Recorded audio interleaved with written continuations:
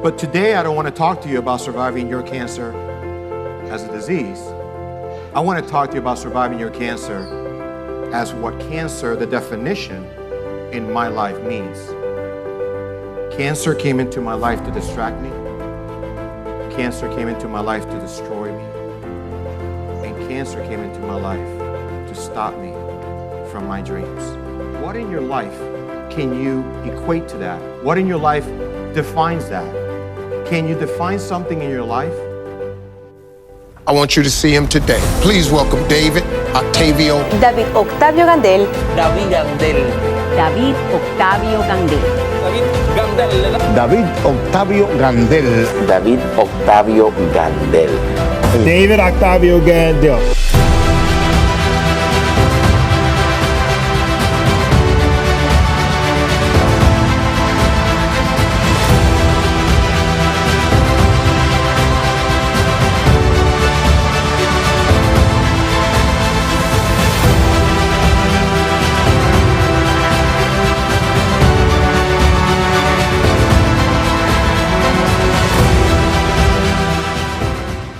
Hi, everybody. I hope everybody's having a phenomenal day. First of all, I just want to thank Royal Caribbean for giving me this amazing opportunity. I don't take anything for granted. One of those things that I've been praying about was talking about this type of subject. And it only comes up in certain situations, correct? So this was kind of interesting how this whole collaboration came together. I want to thank Ron, I want to thank Elsa and the Royal Caribbean family for giving me this opportunity. It's a privilege to be in front of you today, and I hope that the message resonates with you today. I called this presentation Redefining Ability Beyond Labels. Think about that title, Redefining Ability Beyond Labels, from limits to limitless. First of all, I want to tell you a little bit about me, because you're like, who is this guy? Why is he here? So as you can see on the left picture, that was at my worst. That was after one round of chemotherapy. I was given 3 days to live. And 3 weeks later, after the first round, I woke up at 124 pounds. I had terminal cancer, covered all my organs. I'm not going to tell you the whole story today. You can pretty much Google that. But I want to tell you a little bit about why me. The picture on the right is going to be the surgery. That was February 1st, 2007. That was literally 6 months after my first chemo. And the why me question was a big one. And the reason I want to say that is because I know most of us, maybe not you, but most of us ask ourselves the same question. Why me? Why did this happen to me? What was the reason for this? And that why me question literally was in the back of my mind, in the front of my mind, and everywhere. I got diagnosed with cancer in 2004, and I asked the question, why me? In 2006, it was my second battle. And that question had been answered, because for those 2 years, I realized that there was a bigger purpose for my life. I actually found some type of meaning through all this. Like, in other words, what was the meaning of it? Well, in the picture in the middle, it's me and Steve Harvey. I put that picture because everybody recognizes him, and certainly he's somebody very well known. And one of the reasons he had me on the show was because I was going to talk about my faith and how I came to survive such an obstacle. So what's interesting about it is that I was always someone that was empathetic to anyone that was showing, I want you to hear that word, showing some type of disability. But I didn't know the meaning of it. And I'm being completely honest and completely crystal clear on this. We first have to define things in our life. So I wanted to define disability, and you all know probably this word, physical or mental condition. Physical or mental condition. And as we go along through the presentation, I'm going to show you a few different things about the mental condition that limits a person, movements, senses, and activities. Take every single word in this definition. Movements is the physical. Senses could be the mental as well. And activities can be both. You probably know all of these already, but I wanted to kind of talk about them because there's a few of them that I'm going to center on. Types of disabilities, we got the physical, we got the sensory, intellectual, developmental, cognitive, mental health disabilities, invisible disabilities, non-apparent, and then we have multiple disabilities. So let's go to number 5. I don't know if mental should be number 5, to be honest with you.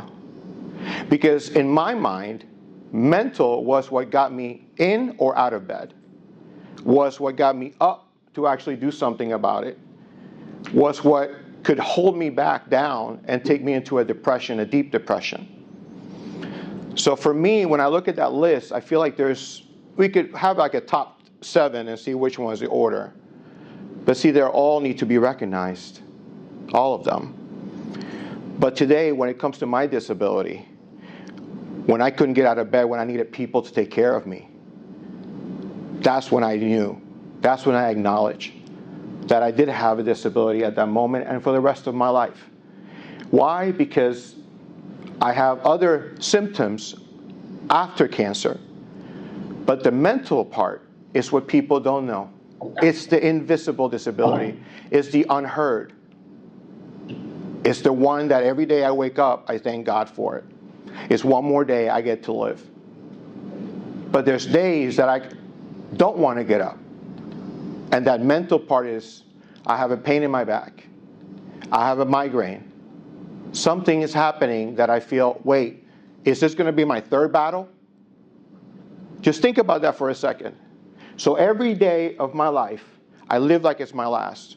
But every day of my life, I also have that mental doubt, fear, and thought process that could do 2 things. It can disable me completely, or it can push me. Life is a challenge, ladies and gentlemen. It is. It really, really is. And I've learned that life is like school. We're going to continue to graduate through our problems and through every challenge that we have in life. And it's going to continue every single time. You just think of a stairway. We're going to keep going up the stairs, one by one step at a time. The hardest challenge to overcome, what is it? Is it the mental and emotional? Or is it something else in your life? So to me, my hardest obstacle, my hardest challenge to overcome was mental and emotional. Why? Because most of my life I was on stage. Most of my life I was modeling, hosting shows, fitness shows, pageants, and all kinds of presentations. I went from school to school to talk about health and wellness. I was the healthiest 29-year-old you'll ever meet. And then I get cancer. Think about that. Healthy, physically healthy, internally healthy. I never got sick. And I get the worst news you can ever get. So what happens at that moment is depression. I mean, we have to be honest. You can't tell me that you haven't been depressed. We all have it. In psychology, we talk about depression or jealousy or any other things emotional that we have as kind of a degree of it, percentage of it. So if depression is only 20%, you can handle it. If it's 49%, you can probably still handle it. You can be an active depressing. But if it gets over 50, 70, 80%, you can't get out of bed, or you might need some help. Medical help, professional help, right? So depression for me was something that I had to overcome daily. Abandonment.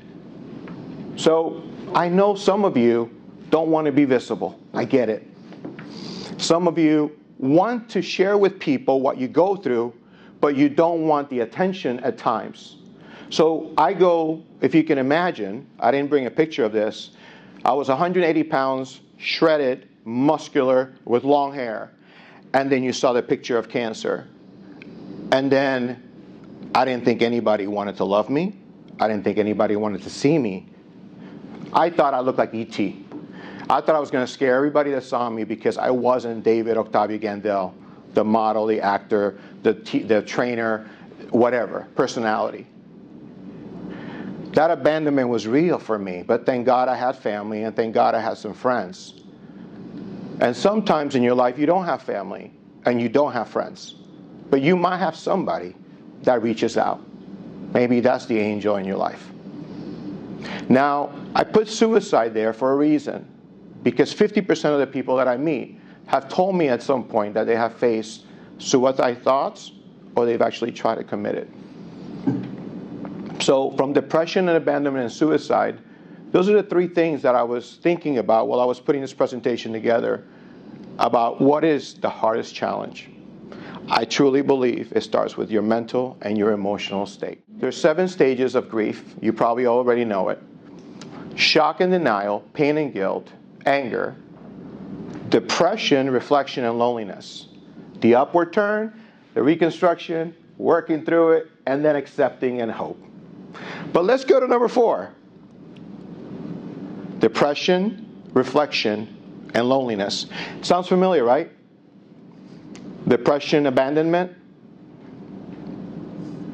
So I want you, ladies and gentlemen, to listen to this presentation in a way where you put yourself inside of it, where you look at what is that challenge that you're overcoming. You might have a lot of them, but there's one that hopefully today you might have some hope. So how should we face the challenge?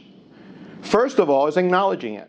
You have to acknowledge and you have to say, I have a disability. There are things that are out of my control. There are things that I cannot do by myself, that I might need a support system, or I might need to look at it differently. Then the next part is the adapting. You have to adapt. Acknowledge it and then adapt to it. Adapting means what? That you look for information. You look for knowledge to figure out how to handle this challenge. And lastly, aspire. Because hopefully if you learn how to deal with it to start and maybe overcome it in some way, you can aspire to do the things that you thought that you couldn't do in your life. How do we overcome the challenge? Well, hope, faith, and dreams. Hope is what you can give people. You, not me, you. Everyone that's listening to me, you have a story. And I'm going to talk about that at the end. But you do have a story. And your story is meant to give hope to other people. So you find hope in stories. The first thing I did when I got cancer was look for, the first book I found was Lance Armstrong. Why? 7-time, Tour de France winner, overcame the worst type of testicular cancer in the world. And he was an athlete. So I said, well, if he doesn't motivate me, who else will? There's resources. But guess what? Your life is a resource. And today I hope you realize that and recognize that and acknowledge that. You are a resource and you have to either do something about it or you don't. It's okay either way. It's your life. Faith. Well, faith are things that are hoped for, right? Faith is believing. At some point, the hope has to turn into belief. Because if not, you don't take the next step, do you? And dreams. I always say the dreams are the preview to your movie. I believe I'm in a movie right now. And this part is probably one of the Oscar-winning parts in this movie. Me speaking in front of you today. But your dreams are the preview. Your dreams are meant to take you somewhere else. Sometimes they might be a fantasy dream, but that's okay. Sometimes we just need a distraction, and that's okay too. But sometimes those dreams do come true if you push forward and if you figure out a way. But I believe it starts with hope, faith or belief, and then you get to live your dreams at some point. What broke you? Well, I love this slide because broken glass becomes art, broken crayons still color, broken mirrors still reflect. Do you understand that everything that we have created in the world, from houses to everything was broken at some point?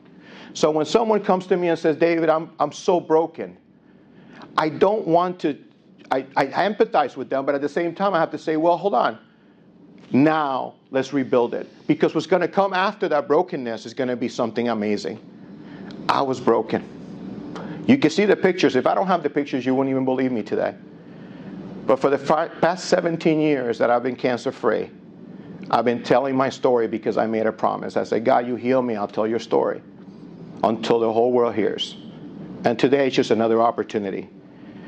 But for someone like me, that was a fitness guru, that was modeling, that was on stages all over the world, internationally, speaking about health and wellness and getting cancer, I never smoked a cigarette in my life. I've never done a drug in my life. I barely drink. I barely got sick, but yet got terminal cancer.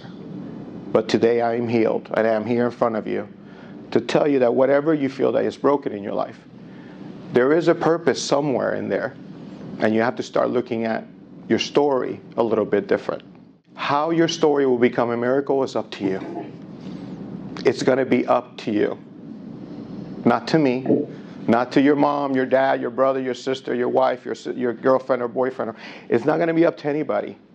At the end of the day, one thing that I've learned about my life is that you have a choice. You can choose to stay where you are, or you can choose to go over everything I talk about today and figure out how your story can be a resource to someone else. I always end every message with find hope, have faith, and live with purpose, and be a miracle in someone's life. Hope comes from your story. I hope that someday I get to meet you. Any of you, all of you, if I get a chance to. Maybe we'll go on a cruise together, because I've never been on a cruise from Royal Caribbean, so I'm looking forward to my first one. But at the same time, I hope I get to listen to your story. I hope one day I get to look at you and listen to how this message maybe gave you some hope for you to become hope to someone else. Have faith. You have to have a belief in something. We all have faith in something, I promise you that. But the belief in your life has to be very true. You got to believe in yourself at some point. Living with a purpose means through your story you'll find your purpose, I promise you that. It will be through your story. And to be a miracle, well, again, that's up to you. It'll be your choice. I want to say thank you again to Royal Caribbean and to everyone that made this possible today. For all of you that are actually logging in, and for all of you that are going to listen to it later, I just want to say that I believe that if I'm speaking to you today, there is a purpose about that too. And I believe that maybe, even if one of you gets this message and their life changes, that you're going to be blessing so many people because of your story. Believe your story is a miracle. Until next time when we meet, God bless you. My name is David Octavio Gandell. I'm a 2-time cancer survivor. And until the whole world hears, I will continue to share my story.